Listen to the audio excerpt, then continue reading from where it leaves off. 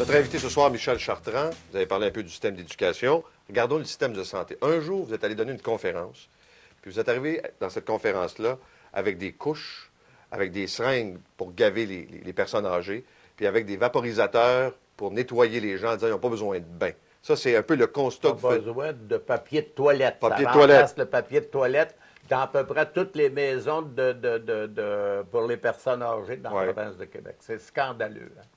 C'est Il y en a qui ont 2 couches parce qu'il n'y a pas assez de personnel pour les changer quand il y en a une de mouillée. Ça, c'est le sort qu'on réserve aux Ça, personnes c'est nos âgées. parents, ça, Chris. C'est sur le boulevard Pineuf, puis sur le chemin de la Côte-Sainte-Catherine devant l'oratoire Saint-Joseph, puis un peu partout dans la province, sauf dans certains milieux dans la province où les gens sont proches de leurs parents, là, ils s'en occupent et ils surveillent ça. Ils surveillent ça d'été dans le bas du fleuve, moi, puis ils voyaient ça.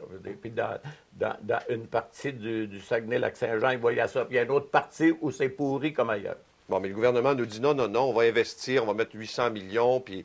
Ça, c'est à bord de ceux qui restent chez eux hein, et qui ne peuvent pas se faire remplacer. Hein. C'est scandaleux, la façon dont les vieux sont traités dans la province de Québec.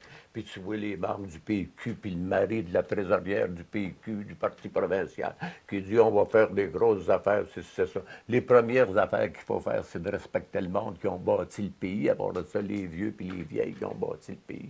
Puis d'autres malades qui n'ont pas d'aide, je veux dire qu'il n'y a pas de place dans le budget pour eux autres. Puis les gens qui sont dans les hôpitaux qui renvoient chez eux. Puis les médecins, eux autres, qui se gardent comme des vulgaires pouilleux. Mais les médecins, il faut toujours les payer. Les payer, mais pas 7 fois comme les infirmières sont payées. Qu'est-ce qu'ils ont fait avec les infirmières qui remplacent les médecins, hein? Puis qui prennent soin des patients jour et nuit, eux autres. Avez-vous testé, vous, personnellement, Dans le des système cas- de santé? L'avez-vous testé? Ben oui. Puis, vous avez été bien soigné? À l'hôpital, c'est très bien. Oui. À l'hôpital, puis dans le CLSC, c'est très bien.